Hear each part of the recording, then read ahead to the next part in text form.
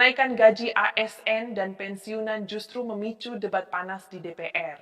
Ada yang bilang ini kabar baik, tapi ada juga fakta yang sengaja tidak dibicarakan ke publik. Siapa yang benar-benar diuntungkan dan siapa yang justru berisiko dirugikan. Jangan kemana-mana, karena di akhir video ini saya akan bongkar fakta yang jarang diangkat media. Kalau Anda ASN, pensiunan, atau peserta BPJS Ketenagakerjaan, channel ini memang dibuat untuk Anda. Di sini saya rutin berbagi update pembayaran pensiun, perubahan aturan BPJS Ketenagakerjaan, dan krisis pensiun di Indonesia, tanpa bahasa rumit, tanpa ditutup-tutupi. Jadi sebelum lanjut, tekan subscribe sekarang supaya Anda tidak ketinggalan informasi penting yang menyangkut hak dan masa depan kita bersama. Pernahkah Anda bertanya-tanya mengapa setiap tahun menjelang penyusunan anggaran negara, topik kenaikan gaji ASN dan pensiunan selalu menjadi bahan perdebatan hangat? Hari ini kita akan membongkar fakta sebenarnya di balik kontroversi yang telah memicu perdebatan panas di gedung DPR RI ini. Jutaan aparatur sipil negara dan pensiunan di seluruh Indonesia menanti-nanti kepastian tentang nasib kesejahteraan mereka. Sementara di sisi lain, pemerintah harus menyeimbangkan antara keadilan sosial dan kondisi keuangan negara yang realistis. Mari kita telusuri kisah di balik angka-angka dan regulasi yang menentukan kehidupan jutaan abdi negara beserta keluarga mereka. Bayangkan Anda adalah seorang guru yang telah mengabdi selama puluhan tahun atau pensiunan PNS yang kini hidup dengan penghasilan terbatas. Setiap kali mendengar berita tentang kenaikan gaji, harapan mulai tumbuh, namun tidak jarang harapan itu berakhir dengan kekecewaan karena informasi yang simpang siur. Inilah yang terjadi sepanjang tahun 2025 hingga awal 2026. Media sosial dibanjiri klaim tentang kenaikan gaji 18%, 16%. Bahkan ada yang menyebutkan 12%. Tetapi apa yang sebenarnya terjadi di balik layar? Apa yang dibahas di ruang rapat Komisi 11 DPR RI bersama Kementerian Keuangan? Untuk memahami kontroversi ini, kita perlu melihat kronologi peristiwa yang sesungguhnya. Pada pertengahan tahun 2025, tepatnya bulan Juli, Komisi 11 DPR RI mengadakan rapat kerja dengan Kementerian Keuangan yang dipimpin oleh Menteri Sri Mulyani. Dalam pertemuan yang berlangsung di Jakarta tersebut, terjadi persetujuan penting mengenai peningkatan pagu indikatif Kementerian Keuangan dari semula 47,13 triliun rupiah menjadi 52,02 triliun rupiah untuk tahun anggaran 2026. Angka yang fantastis, bukan? Namun, peningkatan anggaran ini tidak serta-merta berarti seluruhnya dialokasikan untuk kenaikan gaji ASN dan pensiunan. Ketua Komisi 11 DPR RI Muhammad Misbahun dengan tegas menyatakan bahwa persetujuan tersebut mempertimbangkan arah kebijakan efisiensi belanja negara di tahun mendatang. Ini adalah kunci utama yang perlu dipahami. Pemerintah tidak bisa sembarangan menaikkan gaji tanpa mempertimbangkan dampaknya terhadap keseluruhan struktur APBN. Meskipun tambahan anggaran tersebut lebih banyak diarahkan untuk peningkatan penerimaan negara, perpajakan, dan kepabeanan, namun pemerintah dan DPR RI telah menyepakati bahwa kenaikan gaji ASN dan pensiunan menjadi salah satu agenda prioritas di tahun 2026. Ini sejalan dengan Peraturan Presiden Nomor 12 Tahun 2025 tentang Rencana Pembangunan Jangka Menengah Nasional 2025 hingga 2029 yang menyebutkan peningkatan kesejahteraan ASN, TNI, Polri, dan pensiunan sebagai bagian dari program prioritas nasional 7. Namun di tengah optimisme ini, muncullah gelombang informasi yang membingungkan. Berbagai platform media sosial, grup WhatsApp, bahkan beberapa portal berita mulai menyebarkan kabar tentang kenaikan gaji dengan persentase yang bervariasi. Ada yang menyebutkan 18% akan berlaku mulai November 2025 dengan rapel 10 bulan yang bisa mencapai 12 juta rupiah. Klaim lain menyebutkan 16% yang sudah disahkan Taspen dan Kementerian Keuangan. Informasi yang berbeda-beda ini menciptakan kebingungan massal di kalangan ASN dan pensiunan. Inilah titik di mana debat mulai memanas. PT Taspen Persero sebagai lembaga resmi penyelenggara dana pensiun merasa perlu turun tangan untuk memberikan klarifikasi. Melalui akun media sosial resminya, Taspen dengan tegas menyatakan bahwa hingga akhir tahun 2025, pemerintah belum mengeluarkan kebijakan baru terkait penyesuaian gaji pensiunan. Kepala Biro Komunikasi dan Layanan Informasi Kementerian Keuangan, Denny Surjantoro, bahkan secara eksplisit menyatakan bahwa isu kenaikan 16% yang beredar merupakan informasi hoax. Pernyataan tegas ini penting untuk mencegah harapan palsu yang bisa berujung pada kekecewaan massal. Lantas, apa yang sebenarnya sudah ditetapkan pemerintah? Untuk menjawab pertanyaan ini, kita harus merujuk pada regulasi yang sah dan resmi. Kenaikan terakhir yang benar-benar diterapkan untuk pensiunan terjadi pada tanggal 1 Januari 2024 sebesar 12% berdasarkan Peraturan Pemerintah Nomor 8 Tahun 2024. Sementara untuk ASN aktif, kenaikan 8% berlaku berdasarkan Peraturan Pemerintah Nomor 5 Tahun 2024 dan Perpres Nomor 11 Tahun 2024. Perbedaan persentase ini bukan tanpa alasan. Pemerintah mempertimbangkan bahwa pensiunan tidak lagi menerima tunjangan kinerja, sehingga persentase kenaikannya lebih tinggi untuk mengkompensasi hilangnya komponen penghasilan tersebut. Disinilah menariknya perdebatan di internal DPR. Beberapa anggota dewan menilai bahwa kenaikan yang sudah ditetapkan masih belum cukup untuk mengimbangi laju inflasi dan kenaikan biaya hidup yang terus meningkat. Dave Akbar Syafiqarno, anggota DPR RI, memastikan bahwa angka kenaikan gaji sudah melalui kalkulasi yang matang dengan memperhatikan kondisi inflasi dan kemampuan APBN. Namun, Sihar Sitorus, anggota DPR lainnya, menyoroti bahwa kenaikan gaji harus diiringi dengan peningkatan kualitas pelayanan publik. Ia berharap kenaikan gaji ini akan memicu efisiensi dan efektivitas kerja di lingkungan pemerintah. Karena ketika gaji naik, yang diharapkan adalah pelayanan pemerintah semakin baik dan masyarakat semakin merasakan manfaatnya. Perdebatan ini mencerminkan tarik-menarik antara tiga kepentingan utama. Pertama, kebutuhan ASN dan pensiunan akan penghasilan yang layak untuk memenuhi kebutuhan hidup mereka di tengah inflasi yang terus meningkat. Kedua, kemampuan keuangan negara yang harus dijaga kesehatannya agar tidak terjadi defisit yang berlebihan. Ketiga, ekspektasi masyarakat terhadap kualitas pelayanan publik yang semakin baik sebagai konsekuensi dari kesejahteraan pegawai negara yang ditingkatkan. Menyeimbangkan ketiga aspek ini bukanlah perkara mudah, dan inilah yang menjadi fokus perdebatan panas di DPR. Mari kita telusuri lebih dalam tentang argumentasi yang digunakan oleh berbagai pihak. Kelompok yang mendukung kenaikan gaji lebih besar mengemukakan data bahwa kenaikan biaya hidup menyentuh 4 hingga 5% per tahun sejak 2022, namun tidak diikuti oleh penyesuaian gaji yang memadai. Akibatnya, daya beli terutama kalangan pensiunan turun hingga 12 hingga 15%. Mereka berpendapat bahwa penyesuaian struktural diperlukan untuk memulihkan kemampuan belanja ASN aktif maupun pensiunan, terutama mereka yang hanya bergantung pada penghasilan dari pemerintah tanpa sumber pendapatan lain. Ini di sisi lain, kelompok yang lebih hati-hati dalam menaikkan gaji mengingatkan tentang pentingnya menjaga rasio belanja pegawai terhadap total belanja negara agar tidak melebihi 25%, sesuai dengan prinsip fiskal yang sehat. Menteri Keuangan Sri Mulyani dalam berbagai kesempatan menekankan bahwa alokasi untuk belanja pegawai memang meningkat, namun masih dalam batas terkendali. Dana untuk kenaikan gaji harus bersumber dari optimalisasi penerimaan pajak yang ditargetkan naik 11%, efisiensi belanja pemerintah di sektor lain, serta hasil pengelolaan aset negara. Jadi, kenaikan gaji tidak boleh mengganggu program-program prioritas pemerintah lainnya seperti infrastruktur, pendidikan, dan kesehatan. Namun perdebatan tidak berhenti di situ.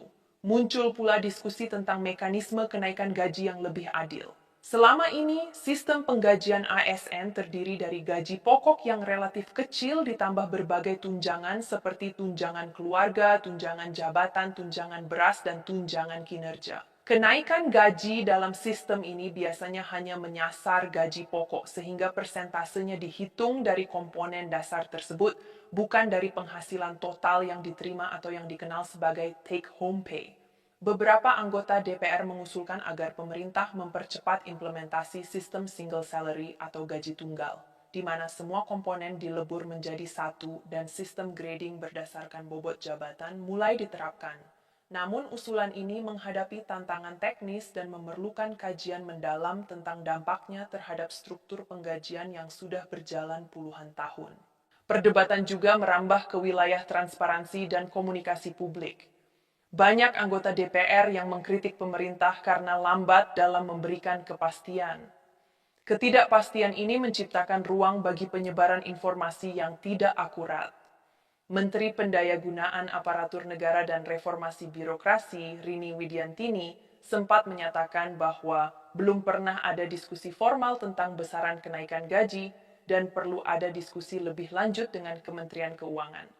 Pernyataan ini disampaikan setelah rapat dengar pendapat bersama Komisi 2 DPR RI di Jakarta Pusat, namun justru menimbulkan kebingungan karena di sisi lain ada pernyataan bahwa rencana kenaikan gaji sudah tercantum dalam dokumen kebijakan ekonomi makro dan pokok-pokok kebijakan fiskal untuk tahun 2025. Situasi semakin rumit ketika Presiden Prabowo Subianto dalam pidato penyampaian RAPBN 2026 di DPR hanya menyinggung soal alokasi gaji guru dan dosen sebesar 178,7 triliun rupiah, tanpa menyebutkan secara spesifik tentang kenaikan gaji ASN secara umum.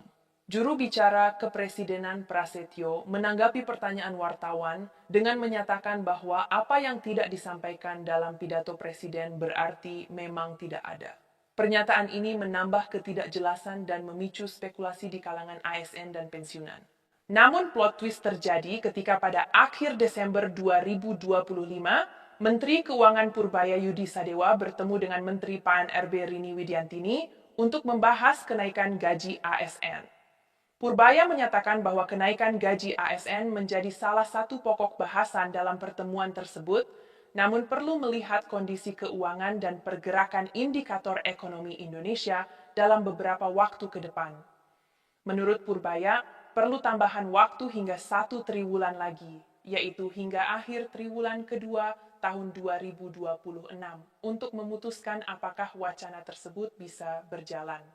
Pembahasan secara lebih mendalam baru dapat dilakukan pada triwulan tersebut karena pada periode itu berbagai persoalan yang berdampak pada belanja pemerintah akan terlihat lebih jelas. Pernyataan Menteri Keuangan ini penting karena memberikan gambaran bahwa pemerintah tidak menutup kemungkinan adanya kenaikan gaji, namun harus dilakukan dengan perhitungan yang matang. Ini berbeda dengan klaim-klaim yang beredar di media sosial yang menyatakan kenaikan sudah pasti dan bahkan sudah menentukan persentase serta waktu pencairannya. Rini Widiantini kemudian menegaskan bahwa sudah mengirim surat resmi ke Menteri Keuangan dan sedang dalam proses pengkajian. Ia juga menyebutkan bahwa rencana kenaikan gaji ASN sudah tertuang dalam Peraturan Presiden Nomor 79 Tahun 2025 tentang pemutakhiran rencana kerja pemerintah tahun 2025 yang berarti mendapat perhatian serius dari pemerintah. Dalam dokumen RKP 2025 versi terbaru, disebutkan bahwa kenaikan gaji ASN, TNI, Polri, hingga pejabat negara merupakan bagian dari 8 program hasil terbaik cepat, menempati urutan ke-6 dari total 8 program. Kebijakan ini akan difokuskan pada beberapa kelompok ASN, antara lain guru, dosen, tenaga kesehatan, dan penyuluh.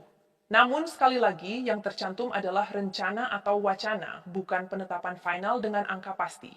Lalu apa sebenarnya fakta di lapangan saat ini? Berdasarkan regulasi yang berlaku hingga awal Februari 2026, gaji pensiunan PNS masih mengacu pada PP nomor 8 tahun 2024 dengan kenaikan 12% yang berlaku sejak Januari 2024. Untuk pensiunan golongan 1, kisaran gaji berkisar antara Rp1.748.100 hingga Rp2.256.700. Golongan 2 menerima antara Rp2.184.000 hingga Rp3.643.400.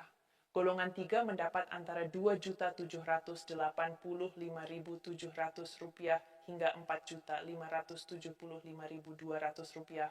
Sementara golongan 4 yang merupakan kelompok tertinggi menerima antara Rp3.287.800 hingga Rp5.399.900. Angka-angka ini belum termasuk tunjangan keluarga, tunjangan pangan, dan tambahan penghasilan lainnya yang juga diterima pensiunan. Tunjangan pangan misalnya diberikan senilai 10 kg beras per orang per bulan dengan nilai 1 kilogram ditetapkan sesuai harga beras dari pemerintah sekitar Rp7.242 sehingga setiap individu mendapatkan sekitar Rp72.420 per bulan. Tunjangan ini maksimal untuk 4 jiwa, yaitu pensiunan, pasangan, dan 2 anak. Tunjangan keluarga juga diberikan sebesar 10% dari gaji pokok untuk istri atau suami dan 2% untuk setiap anak, maksimal 2 anak. Selain gaji bulanan, pensiunan juga berhak mendapat gaji ke-13 yang biasanya cair pada Juni atau Juli setiap tahun. Besaran gaji ke-13 mengacu pada penghasilan bulan Mei tahun berjalan yang terdiri dari gaji pokok pensiun, tunjangan keluarga, tunjangan pangan, dan tambahan penghasilan lainnya. Gaji ke-13 tidak dipotong iuran pensiun, hanya dipotong pajak jika berlaku. Semua pembayaran ini dilakukan melalui PT Taspen untuk ASN sipil dan melalui Asabri untuk TNI dan Polri. Kembali ke perdebatan di DPR, salah satu isu penting yang diangkat adalah tentang mekanisme rapel. Jika memang ada kenaikan gaji yang ditetapkan, biasanya regulasi turunannya baru terbit beberapa bulan setelah tahun berjalan dimulai.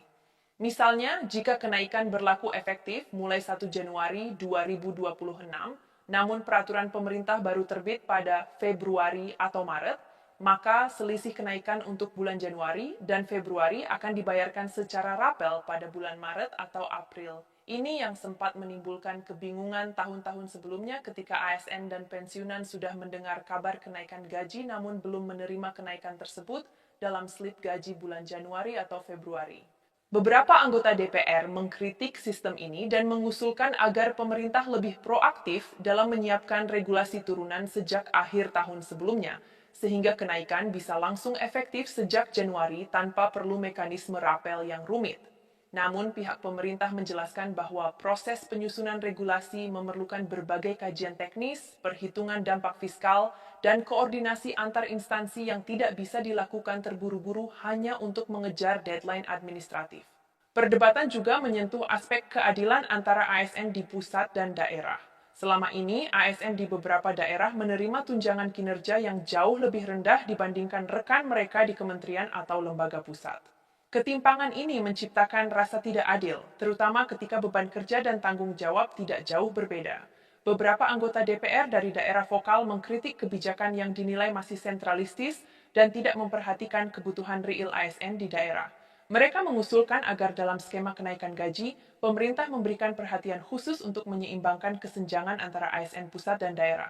Sementara itu, Korpri atau Korps Pegawai Republik Indonesia sebagai organisasi yang mewakili kepentingan ASN menyambut positif komitmen pemerintah untuk meningkatkan kesejahteraan, meski berharap di tahun-tahun mendatang bisa ada penyesuaian yang lebih besar lagi. Korpri juga menekankan pentingnya kepastian dan transparansi dalam komunikasi pemerintah terkait kebijakan penggajian, agar tidak menimbulkan kebingungan dan harapan palsu di kalangan anggotanya. Aspek lain yang menjadi perdebatan adalah tentang sinkronisasi antara kenaikan gaji dengan reformasi birokrasi. Beberapa anggota DPR mengingatkan bahwa kenaikan gaji harus diiringi dengan peningkatan kinerja dan integritas birokrasi. Mereka mengusulkan agar ada mekanisme evaluasi kinerja yang lebih ketat, sehingga kenaikan gaji benar-benar berdampak pada peningkatan kualitas pelayanan publik. Sistem merit dalam kepegawaian juga harus diperkuat, di mana kenaikan gaji dan promosi tidak hanya didasarkan pada masa kerja dan golongan, tetapi juga pada prestasi dan kontribusi nyata terhadap organisasi.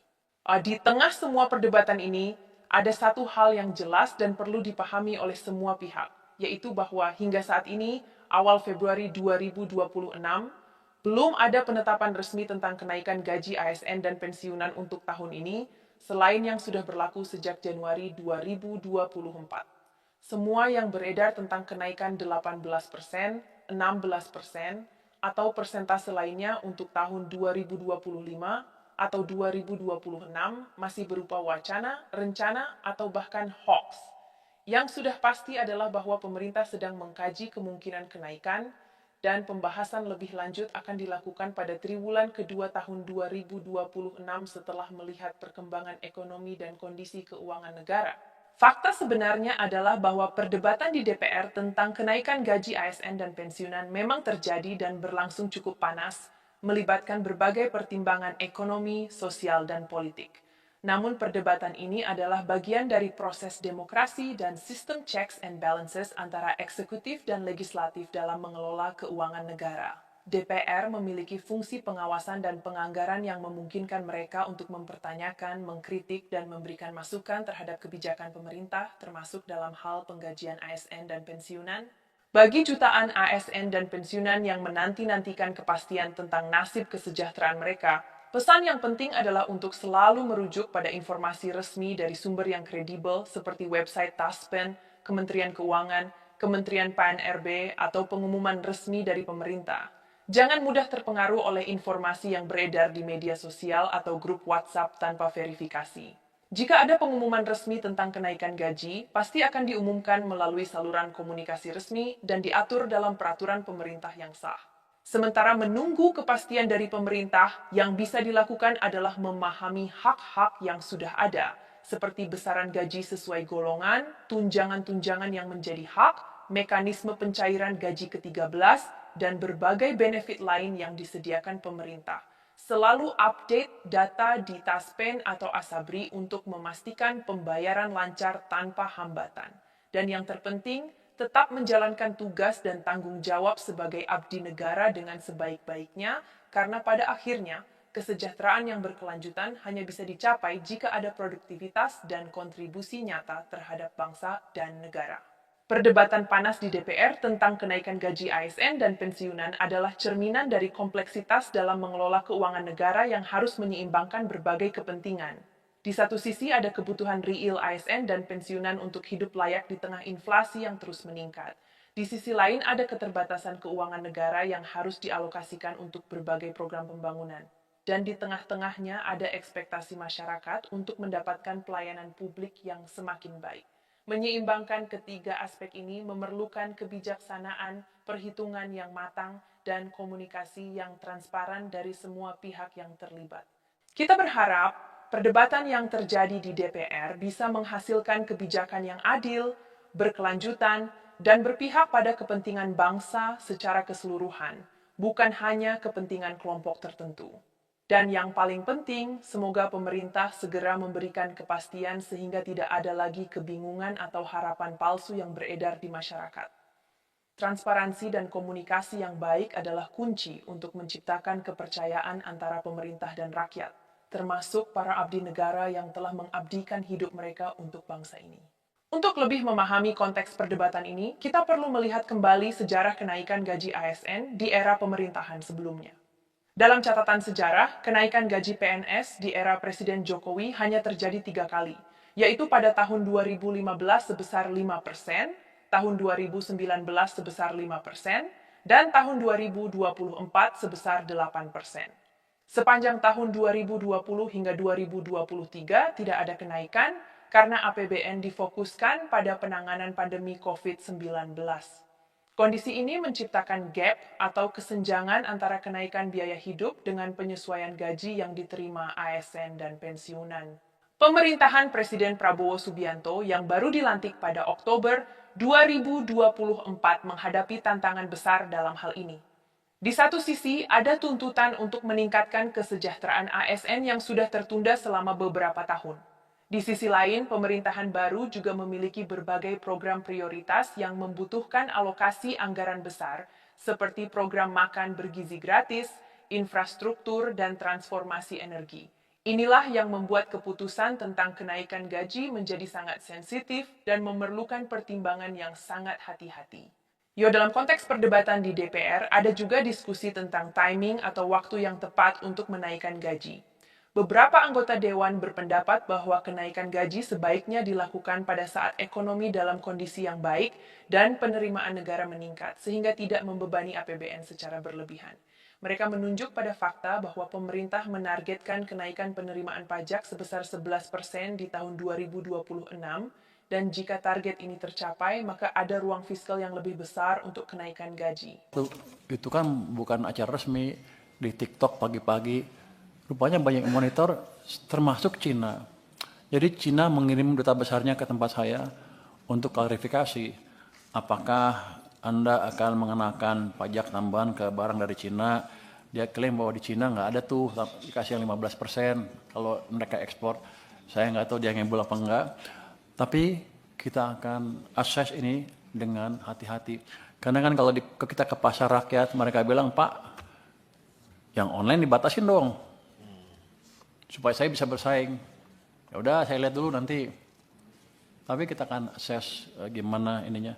Sebenarnya Dirjen Pajak sudah punya rencana untuk menaikkan pajak kepada online transaction kan. Tapi waktu itu ekonomi masih agak terganggu, jadi kita belum melaksanakannya. Tapi nanti sekarang udah lumayan nih.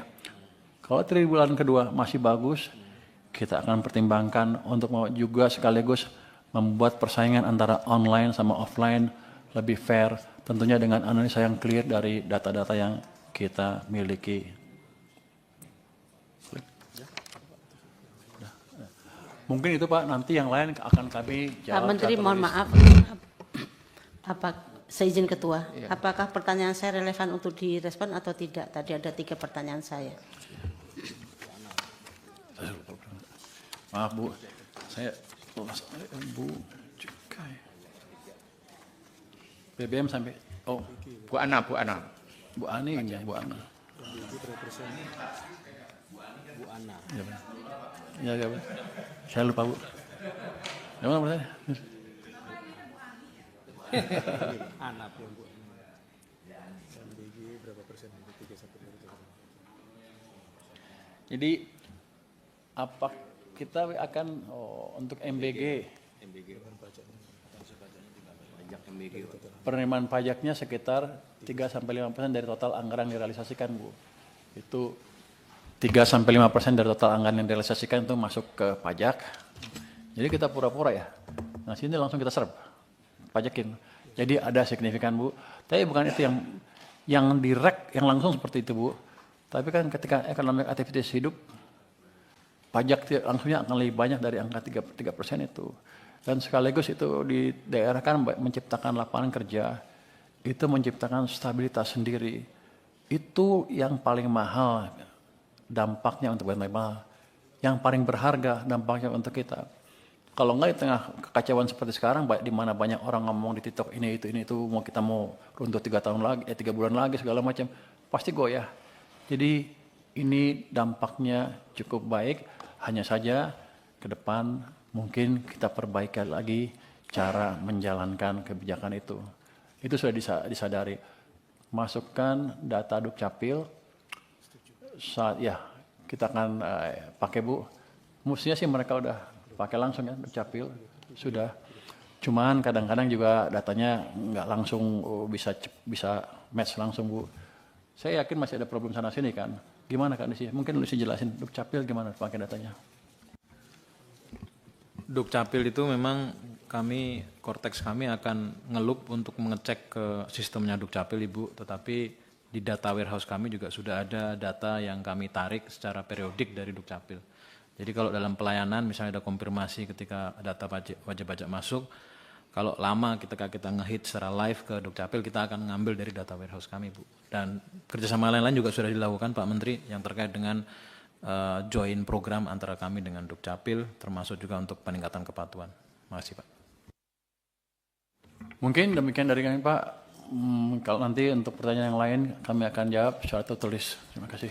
Terima kasih kepada Menteri Keuangan yang telah memberikan jawaban, walaupun tidak sepenuhnya dan seluruhnya dari pertanyaan-pertanyaan yang ada, nanti bisa berikan kesempatan. Tapi ada satu pesan yang kuat ingin kita sampaikan kepada Menteri Keuangan, bahwa apabila Bapak ingin mengambil terobosan-terobosan kebijakan, karena Bapak ini kan banyak mengambil policy yang kemudian memberikan solusi terhadap beberapa persoalan yang selama ini menjadi persoalan yang fundamental dan carikan jalan keluar. Dan kita siap memberikan dukungan Pak. Contoh tadi mengenai Kortex, beberapa hal yang harus kita selesaikan. Kemudian mengenai restitusi ini, kalau memang arahan Bapak Presiden jelas dan clear ke Bapak, dukungan itu akan kita berikan Pak. Jadi perintah-perintah yang seperti ini dari Bapak Presiden langsung, bantalan politiknya akan kita siapkan untuk Menteri Keuangan. Kita nanti masuk ke kesimpulan ini.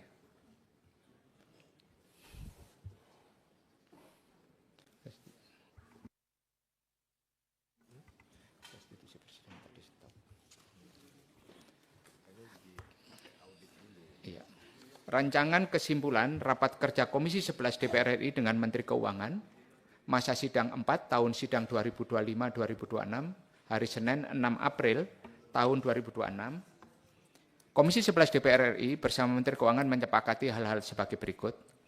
Komisi 11 DPR RI telah memperoleh penjelasan Menteri Keuangan mengenai kinerja penerimaan negara triwulan 1 tahun anggaran 2026. Komisi 11 DPR RI mengapresiasi upaya Kementerian Keuangan mencapai kinerja pendapatan negara pada triwulan 1 tahun 2026 dan terus memperkuat kinerja pendapatan negara yang berkelanjutan. 3. Komisi 11 DPR RI mendukung Kementerian Keuangan untuk menjalankan upaya optimalisasi pendapatan negara dengan tetap menjaga iklim investasi dan kegiatan ekonomi masyarakat.